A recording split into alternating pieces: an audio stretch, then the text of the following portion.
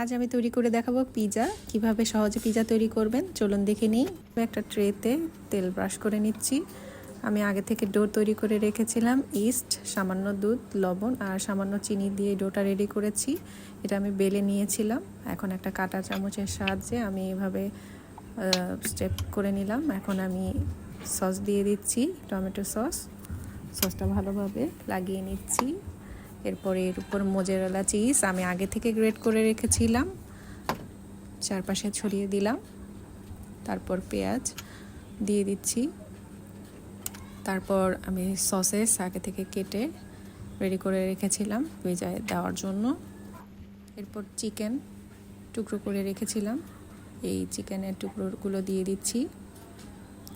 তারপর সব উপকরণ দেওয়ার পরে লাস্টে আমি অরিগানো দিয়ে দিব।